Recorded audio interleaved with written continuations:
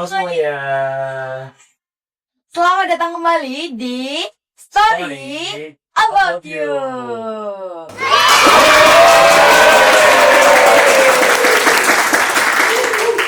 Nah, halo teman-teman semuanya. Jadi di sini kita kedatangan tamu yang super duper spesial banget nih, ya nggak Zau? Karena spesial guest star kita, tamu kita ini dari Cilacap aja nih. Internal aja, kita pakai artis-artis lokal nih. Udah artis nih ya. Kira-kira ada yang bisa nebak nggak ya? Siapa? Jangan dulu. Aku kasih clue deh. Jangan dulu, Zab. Sabar dulu. Kan kita belum kenalan. Nanti gimana teman-teman semuanya mau kenal kita dong kalau kita belum kenalan. Oh gitu kita kenalan dulu ya. Oke, mulai dari aku. Perkenalkan. Halo semuanya.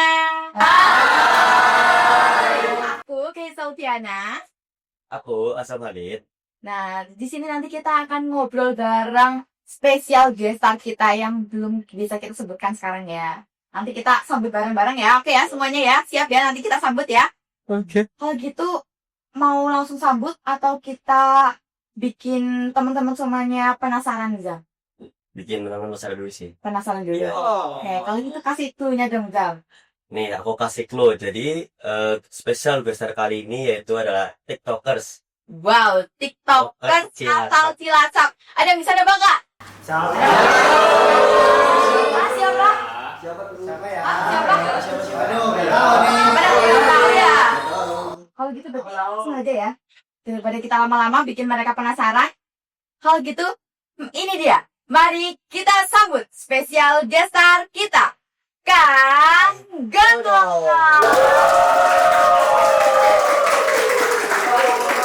Kita tanya-tanya singkat dulu ya sama Kang Gono. Kita tanya kabar dulu nih Kang Gono.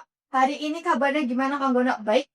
Hari ini alhamdulillah baik, kita agak sedikit musim ya, jadi agak sedikit Oke, profit yang kita doakan ya Kang Gono, semoga setelah pulang podcast kita hari ini, semoga langsung sehat ya, langsung bisa lanjut konten lagi ya. Amin.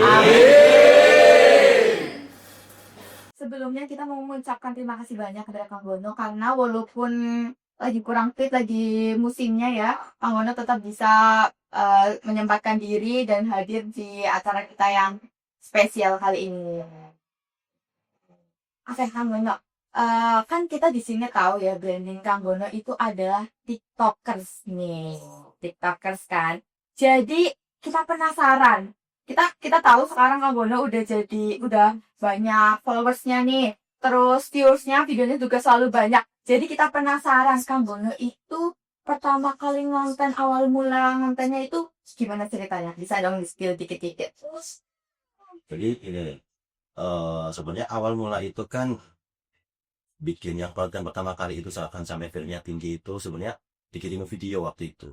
Jadi teman kirim video, tapi waktu itu tentang informasi ada angin kayak angin lisus.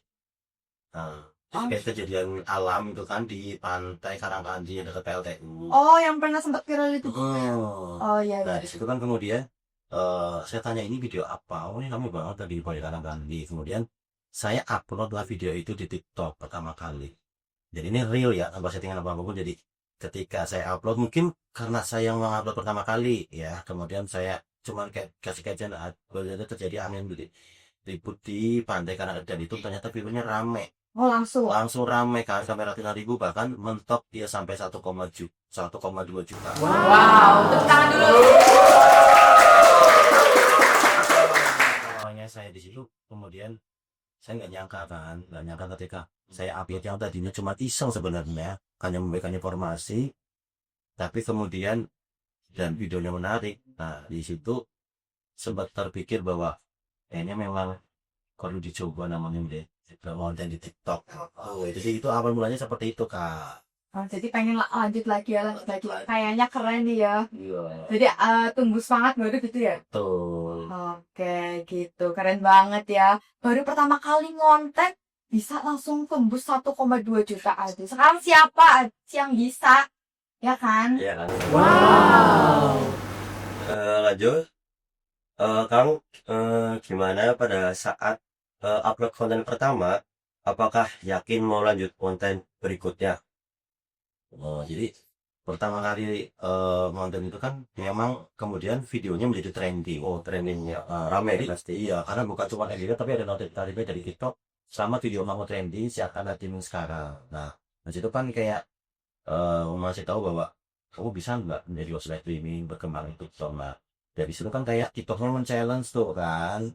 Nah, kemudian saya juga mencoba untuk live streaming. Awal mula memang masih masih belum banyak yang nonton. Harapannya kan ketika viewernya tinggi, mungkin penontonnya juga aku live streaming rame. Iya, Nah, namanya. ternyata masih sedikit dan waktu itu memang masih karena ya kan awal mula jadi masih masih kayak masih belum berani banget ngomong. Nah, kemudian bagaimana caranya kemudian harus bisa berekspresi lagi. Dia awal pertama memang di hari pertama live streaming itu memang masih kurang penontonnya. Di hari kedua sebenarnya waktu itu sempat kayak menyerah. Nggak live streaming lagi, nggak bikin video lagi karena kayaknya nggak ada bakat ini ya. Tapi di hari ketiga kemudian muncul lagi notifikasi itu. Selama video kamu trending, siarkan live streaming. Jadi trending itu beda dengan FYP. Kalau FYP itu bisa masuk di beranda-beranda orang. Tapi kalau trending, video itu paling banyak dicari sama orang. Nah, video itu termasuk paling banyak. Dan ini masuk teratas kan. Nah, kemudian di hari ketiga itu saya memberikan diri untuk saya mau cari tempat live streaming konten tapi yang kira-kira namanya di mana ya. Nah, kemudian di 2024 Oktober November ya tanggal 13 saya lari ke Pantai Kemiran. Bantu pemikirannya itu. Iya. Waktu itu emang lagi viral banget. Ada Ada yang goreng. memang lagi rame Iya. dan menjadi tidak saya ketika saya live di situ sore di pasar ternyata live di situ ramai. Penontonnya ratusan ya. Terus mereka tuh pada penasaran ini di mana kan? Ini di Cilacap berapa? Saya dikiranya ada di Bali, ada di Jakarta Ancol. Karena di Cilacap belum ada bangunan seperti itu. Nah, di situ kemudian saya memberikan diri untuk konten dan dari penonton pun, ayo kak setiap hari live di sini. Jadi setiap hari itu live di situ sore kemudian sampai setira berapa di 1 bulan ada yang minta pagi sore jadi konsistennya di situ pagi sore kemudian sebelum live streaming juga saya bikin konten di situ tentang informasi yang kayak mau edukasi juga harus jaga kebersihan Iya. bagi pengunjung kemudian untuk apapun yang tentang pembangunan di situ saya normal support jadi akhirnya mau tidak mau karena saya sudah terjun ya konsisten bikin konten keasikan lama-lama gitu. Oh gitu, benar-benar keren banget ya. Ini baru cerita pertama kali nih. Tapi ya Azam dan teman-teman semuanya, sebelum kita lanjut ke pengalaman-pengalaman yang akan diceritakan sama Kang Gono, kita jangan lupa dong berterima kasih sama sponsor-sponsor yang sudah ikut membantu mensukseskan acara kita dan hingga kita bisa mengundang Kang Gono hari ini. Kami ucapkan terima kasih kepada PT Kilang Pertamina Internasional RU4 Cilacap, The Pillars, tempat oleh-oleh Saimira, Happy Shawarma, My Republic. dan toko Anugrah. Terima kasih ya. Oke, kalau begitu tadi kan udah baru pertama-tama nih ya, baru pemanasan, baru cerita awal. Berarti kita harus lanjut ke pertanyaan berikutnya nih. Biar kita juga nggak penasaran ya. Karena tadi awal aja ceritanya udah wow banget gitu loh.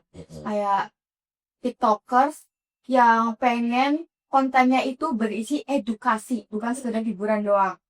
Jadi kita penasaran, kita pengen balik lagi. Kenapa Kang Gono kepikiran mulai bikin konten ya? Kenapa kepikiran mulai bikin konten? Karena kan apa ya? Jujur awal mula dulu pernah aku pengen cita-cita sih jadi orang yang dikenal. Oh, itu sebelum konten pertama. Jadi kepengen kayak kemudian sebenarnya konten itu kan mungkin banyak konten-konten kreator di Cilacap gitu kan. Cuman yang konsepnya kemudian konten bila live streaming mungkin di Cilacap masih kurang ya, apalagi di kota Cilacapnya. Jadi memang waktu itu saya keinginan bahwa dengan konten-konten saya itu saya bisa menginformasikan, memperkenalkan kota Cilacap. Apa aja sih di Cilacap. Kemudian apa yang perlu diinformasikan, apalagi kemudian yang menonton konten-konten dan live streaming saya adalah saudara kita juga yang lagi perantauan. Oh iya, yang mungkin kangen ya sama daerah Cilacap. Karena waktu itu pertama kali konten ada yang sampai 20 tahun, 30 tahun mereka nggak kembali. Belum balik ke Cilacap karena mereka ada yang di Kalimantan. Mungkin mereka transmigrasi juga. Jadi kayak mereka itu yang nonton itu berterima kasih karena jadi mengobati rindu terhadap kampung halaman. Kemudian oh sekarang Cilacap seperti ini ya. Jadi ketika dari yang nonton itu mengapresiasi dengan duduk maka ya jiwa-jiwa saya kemudian harus konten lebih aktif lagi, lebih bagus lagi, harus juga bisa memperkenalkan Cilacap. Nggak mungkin nggak cuma ke warga Cilacap, benar juga saatnya Cilacap juga dikenal oleh orang-orang juga dari luar Cilacap seperti Oh, itu. gitu. Keren banget ya, Bay. Tadi sebelumnya sudah ada cita-cita pengen jadi TikToker, pengen terkenal, dan juga alhamdulillahnya kesempatan pertama pun bagus ya. Yang angin itu kan, emang Videonya memang ramai. alhamdulillah. Terus untuk konten selanjutnya kan yang pertama itu katanya tadi angin, Bang. Nah itu kan viewsnya rame gitu sampai 1,2 juta. Nah, terus konten selanjutnya itu tentang apa Kang kalau boleh tahu? Konten selanjutnya memang itu ketika saya di Kemiren itu kan lagu Kemiren. masukkan jadi Itu setelah di angin yang itu. nah, terus selanjutnya adalah karena memang waktu itu kan saya konten apa sih yang satu otomatis dibasis keviralan sebuah tempat atau berita apapun itu udah ada. Jadi memang selanjutnya saya konten di part itu perkembangan lah. Itu kan masih dibangun, Masih dibangun ya, awal-awal November itu kan masih dibangun. Jadi saya masih setiap hari untuk perkembangan dari supaya kemudian kan lagi diulang sekali kan dari kemudian iya orang bawa dari teluk orang iya orang jadi luar Cilacap pun pada ke situ. Jadi sebenarnya selanjutnya adalah informasi tentang Cilacap. Gitu. Berarti emang tujuan awalnya tuh pengen memperkenalkan lebih luas ya tentang wisata gitu. Oke. Tapi teman-teman, bentar dulu deh. Kalian dari tadi nggak sih? Kang Gono cerita panjang lebar tapi mukanya Azam kayak cemburu, kayak murung, kayak ada yang lagi dipikirin, ya nggak sih? Udah datang ke sini, kok Azamnya murung. Coba kita tanyain, Jam, kamu lagi gimana sih? Jadi gini nih kayak bener lagi kan bulan puasa, terus lebaran kan. Nah keluarga aku tuh yang dari luar kota, dari mana aja itu datang. Nah kebetulan tuh di rumahku aku ngerasa tuh nggak cukup tempatnya kayak buat kumpul-kumpul, buat silaturahmi. Nah tuh aku bingung mau cari tempat di mana gitu, kumpul keluarga. Elah, hari gini masih nggak tahu tempat di mana yang cocok buat kumpul keluarga. Aduh Zam, ya, aku kasih tahu. Di Jalan Brigjen Katamso nomor 17, Kecamatan Cilacap Tengah, Kabupaten Cilacap itu ada salah satu resto yang menurut aku dan mungkin menurut teman-teman semuanya itu worth it banget buat kumpul-kumpul keluarga kayak gitu. Karena di sana itu tempatnya luas dan juga ada meeting roomnya, terus ada ballroomnya. Pokoknya di sana bisa buat apa aja deh. Kayak kamu tadi mau kumpul keluarga di sana bisa. Terus mungkin kamu mau sweet seventeen di sana juga bisa. Terus buat meeting gathering juga bisa banget. Dan selain itu, kan tadi kamu konteksnya mau kumpul keluarga ya. Berarti kan kalau kumpul keluarga ada yang Gen Z, terus ada yang Gen milenial, Gen Alpha juga ada. Pasti kalau kayak gitu bingung gak sih menunya? Iya Ya kan? benar, bingung. Tapi tenang aja. Karena di The Pillars itu banyak banget menyediakan menu variannya. Yaitu dari menu Nusantaranya ada, terus Orientalnya juga ada, Westernnya juga ada, dan yang paling gak akan ketinggalan Japanese foodnya juga ada. Ini resto di mana lagi yang menyediakan banyak varian menu tuh. Jadi kita sebagai anak mau makan makanan Japanisnya bisa. Terus ibu-ibu makan makanan Nusantara juga bisa. Jadi tenang. Besok kamu kalau kumpul keluarga, datang ajak keluargamu ke situ ya. Ada Pilas. Teman-teman juga ya, jangan lupa besok yang keluarganya pada kumpul pas lebaran datang di The Pilas ya. Oke ya. Kalau gitu kita balik lagi ya, lanjut ngobrol sama Kang Gono nih. Nah, Kang Gono, aku sendiri pengen tanya nih, Kang Gono itu pernah minder gak ya? Atau ragu pas awal-awal bikin konten? Kan ada tuh yang kayak konten pengen jadi konten kreator tapi ngerasa takut, ngerasa ragu, terus ngerasa gagal, takut gitu dan segala macam. Kira-kira Kang Gono pernah ngerasain gak itu ya? Kalau minder sih ya pernah ya, apalagi waktu itu kan awal-awal konten gini, mudahnya adalah ketika masalah gampang sebenarnya waktu itu, karena kan media sosial itu pasti rata-rata waktu itu dari secara ini ya mindsetnya bahwa cantik ganteng gitu kan, secara visual menarik di depan kamera gitu. Sebenarnya kalau masalah yang pertama kali adalah itu, cuman kan lama-kelamaan ketika saya juga melihat konten-konten orang lain dong yang mengatakan bahwa era sekarang bukan masalah untuk body shaming, tapi lebih percaya diri, kemudian kamu punya skill nggak cara ngomong, cara kontennya. Jadi masalah ambil dari itu kemudian tertutupi dengan saya seterusnya berarti belajar untuk channel jadi pikirannya dirinya saya ketakutan dengan apakah dengan wajah yang seperti ini gitu kan, itu akan diterima oleh penonton. Ternyata mereka tuh nggak pernah bilang bahwa seperti ini sebenarnya atau tidak. Cuman kemudian ketika masalah dihujat dan sebagainya minder seperti itu, sebenarnya harus punya antisipasi, karena konten itu apakah mengundang pro dan kontra atau tidak. Sebenarnya sih kalau misalkan konten itu baik-baik aja sih, sebenarnya juga masih tetap ada yang hujat gitu kan. Jadi awal mula adalah ketika secara dulunya saya itu menjadi ketakutan tersendiri, tapi terbayarkan ketika konten yang penting kita percaya diri, maka hal-hal yang seperti itu menjadi rasa minder itu akan bilang dengan sendirinya. Oh gitu. Sebelum kita lanjut, tepuk tangan dulu ya. Udah berhasil sampai di titik ini yang awalnya takut-takut gitu, tapi ternyata tetap bisa maju terus, tetap bisa percaya diri gitu. Lanjut, Kang, jadi kan TikToker itu kan pastinya mengupload video itu sesuai viewers gitu yang apa. Nah, pernah nggak sih Kang Gono itu kehabisan ide buat bikin konten? Nah, gimana cara ngatasinnya gitu?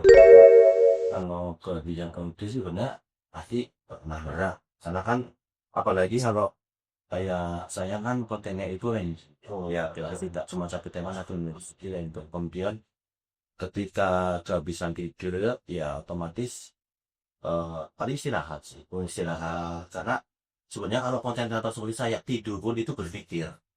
Iya, karena setiap hari harus tahu konsepnya mau kemana, kita mau konten di mana, dan streaming tentang apa.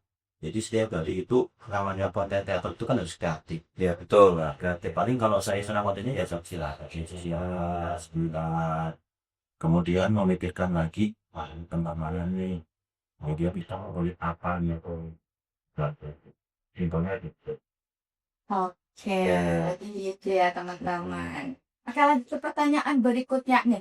Kita sebagai TikTokers kan kadang pasti ada ya, walaupun kita semangat pengen jadi TikTokers, pengen terkenal, tetap ada rasa males, terus juga moodnya kadang bagus, kadang kurang bagus, pastinya ada lah. Jadi kita pengen tahu nih, Kang Bono kalau lagi ngerasain kayak gitu tuh, gimana nih cara ngatasinnya biar selalu semangat konten gitu tuh? Kalau cara jaga mood dan semangatnya ya sebagai lebih konten, ya kita balik-balik kita lihat konten-konten kita sebelumnya yang sudah rame kan. Kemudian kita baca satu persatu komentar-komentar mereka. Kadang-kadang ada yang mana itu.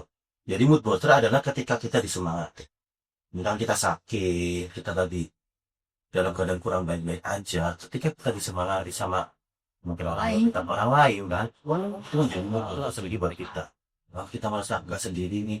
Ya. Jadi ketika kita kemudian kayak ada rasa capek, males dan sebagainya, ketika kita buka konten-konten konten dari yang lain itu yang senyum-senyum dan mereka tuh ini apresiasi dari mereka, masa sih kita mengecewakan mereka. Semangat kan bonus ya selalu, semangat kontennya selalu itu yang akan selalu membuat mood saya kembali menjadi naik dan harus konten yang lebih baik. Oke, begitu ya. Apa berarti teman-teman ya, kalau ada konten kreator yang lewat, jangan lupa ya kita semangatin, jangan judge, jangan ngejek gitu ya. Kita harus semangatin karena satu kalimat, satu kata semangat gitu aja udah ini bikin booster banget. Kita kan hidup lagi. Ya, ingat ya teman-teman ya, jangan saling judge, gak boleh nih. Tapi semangatin. Tapi semangatin aja. Nah, bagi Kang Bono, TikTok itu sebagai apa sih? Pekerjaan, hiburan, atau passion? Kalau TikTok ya awal mula sih Rasa awal mula itu menjadi passion karena kan memang banyak yang Bono itu dulunya dulu seorang marketing kan.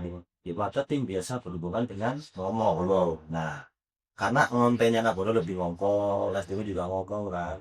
Menjadi passion, nah dari passion itu kemudian bisa menjadi liburan. Dan dari hiburan itu kemudian karena kita asik melakukannya kan, passion, kita nyaman, kita senang menjadi hiburan. Dan dari hiburan itu kemudian kita memberi diri dan ada kerjaan dari kayak misalkan endorsement yang lain. Kemudian intinya seperti endorsement, bukan ada kolaborasi yang siapnya itu bisa mendapatkan penghasilan lewat itu karena ketika kita konten dengan baik, kemudian cara kita publish kita kan terlatih tuh setiap kali kan.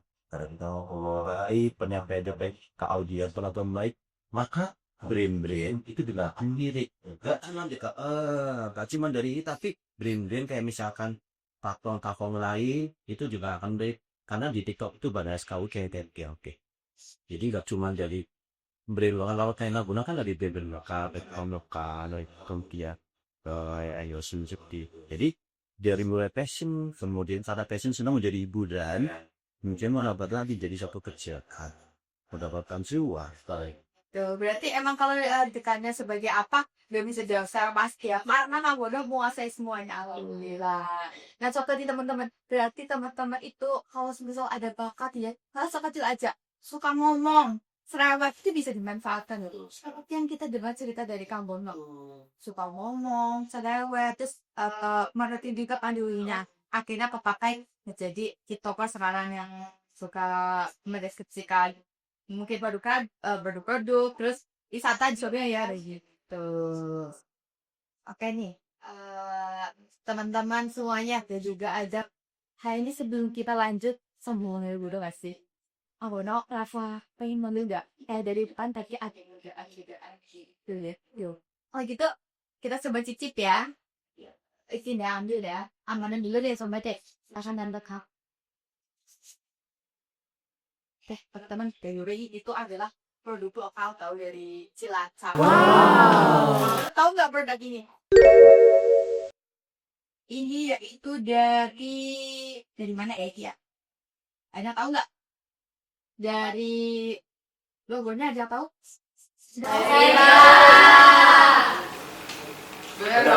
Wow. Itu adalah enggak paham.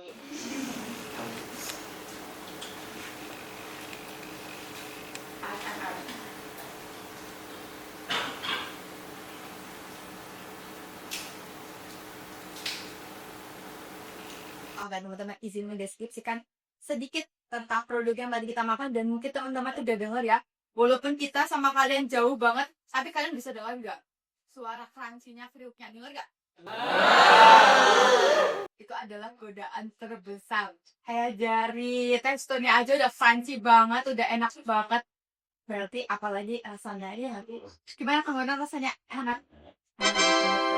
Nah aku kasih tahu ya teman-teman semuanya ini itu produk dari tempat oleh-oleh Samira. Yang tahu di mana? Jalan Dr. Rajiman. Nah, jadi gini nih. Kalau tadi Azam bingung saudaranya, keluarganya mau datang ke sini kumpul di mana? Nanti kita kumpul, habis kumpul kita balik lagi. Balik kan kalau saudara pada pulang kan kita bingung ya mau dibawain oleh-oleh apa.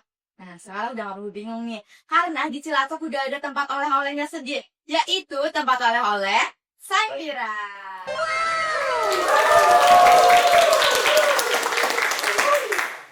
Ya, lanjut lagi yuk ke Kang Bono nih.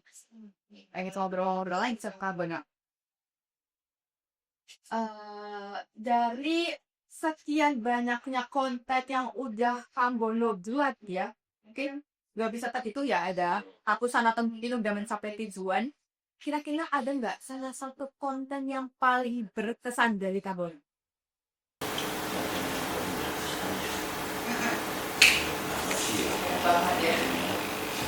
konten yang paling berkesan sebenarnya waktu tentang kayak jadi kadang-kadang ketika live streaming itu waktu di Kumira waktu itu karena kayak melo nanti jadi waktu itu kan memang ada yang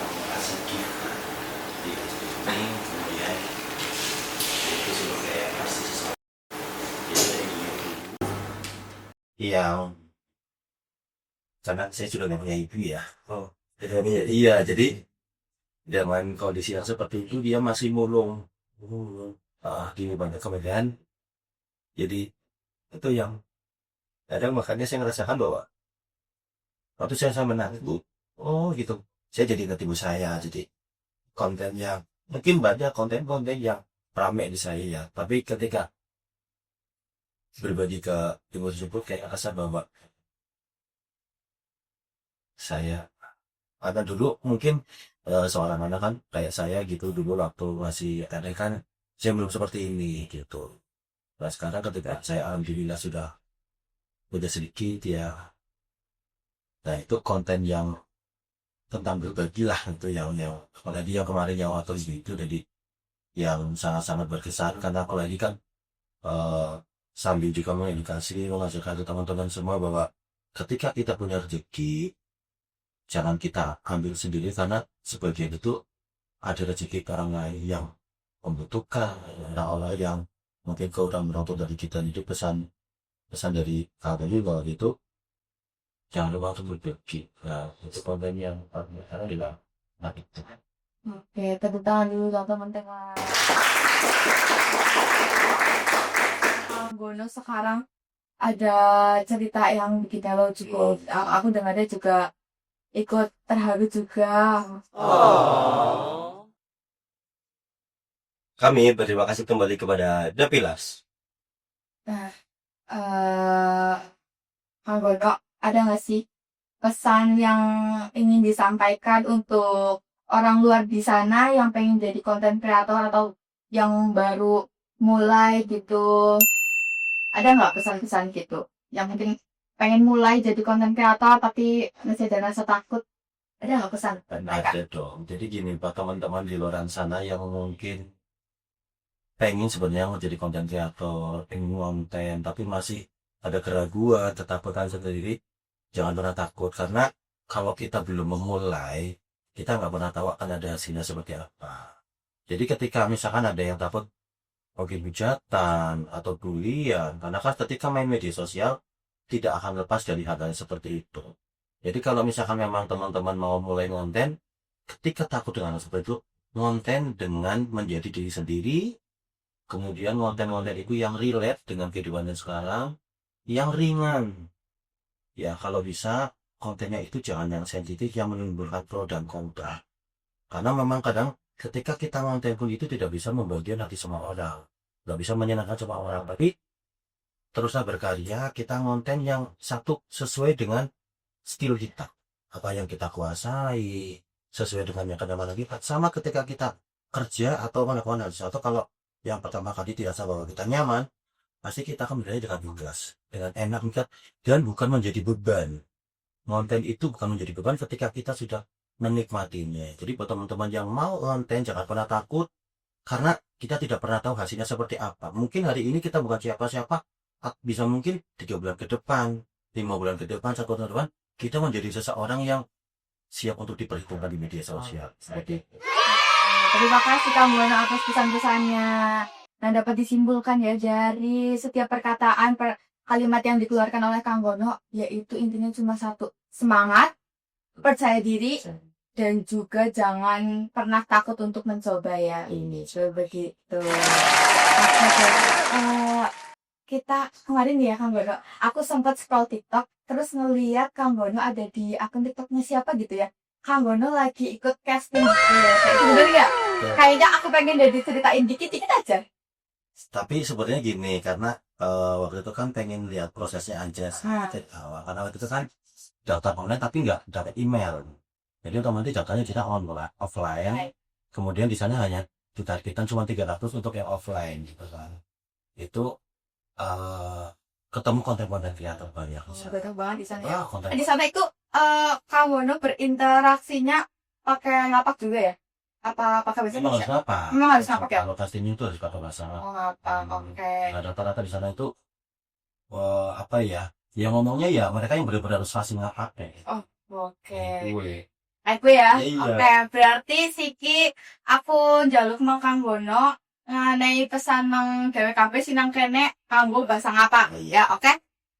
Ya intinya ya oke intinya semuanya kabeh gue ya ora usah wedi-wedi, ora usah isin-isin harap melakukan segala sesuatu ya jangan terus karena dengan semangat ya dengan semangat pokoknya sing ikhlas ya melakukan segala sesuatu orang pun konten toh melakukan perbuatan apa kayak sing ikhlas sing kepenak insya Allah nanti akan dimudahkan jalannya dikepenakan jalannya ayo bye. Oke, makasih ya Kang Gono.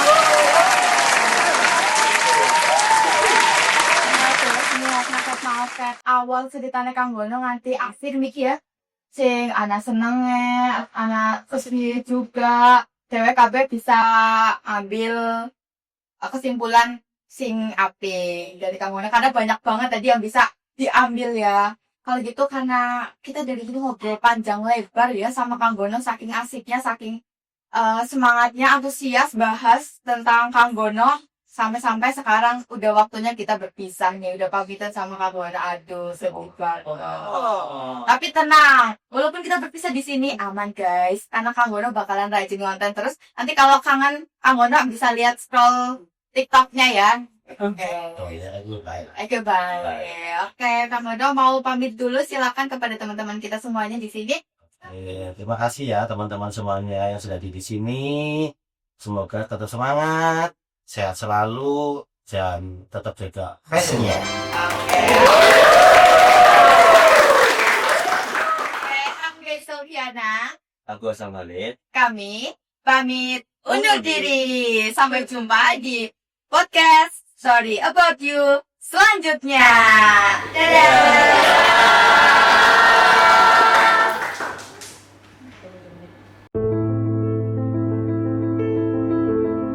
Lebih dari 4 dekade, kilang RU 4 Cilacap menjadi bagian penting dalam penyediaan energi terbaik untuk negeri. Memasok 34% kebutuhan BBM nasional dan 60% BBM di Pulau Jawa, RU 4 saat ini berkapasitas produksi 348.000 barel per hari.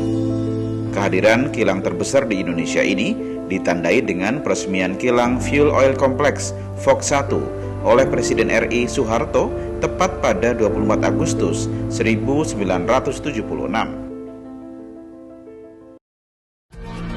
What you do to get you off?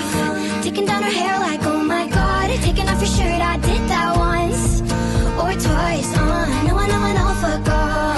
But I think I like her, she's so fun. Wait, I think I hate her, I'm not that evolved. I'm sorry, she's missing it. Sad, sad boy, not my business. But I had to warn ya. Ooh, bet you're thinking she's so cool. Kicking back on your couch, making eyes from across the room. Wait, I think I've been there too. Akhirnya nyobain shawarma yang viral di Cilacap yang sering banget muncul di FYP ku, namanya Happy Shawarma. Lokasinya emang sedikit nyempil, tapi masih gampang kok. Ini ada 2 varian shawarma, ada Happy Shawarma sama shawarma ceria. Ada menu lain juga, roti canai. Ini aku cobain roti canai coklat keju. Terus minumannya aku pesen es teh tarik dan ada es coklat. Serius deh, di sini menunya semua enak-enak. Khas Timur Tengah tapi dipaduin dengan twist lokal, jadi tetap masuk buat lidah orang Indonesia. Cocok banget buat cemilan bareng teman atau keluarga. Jangan lupa save alamatnya.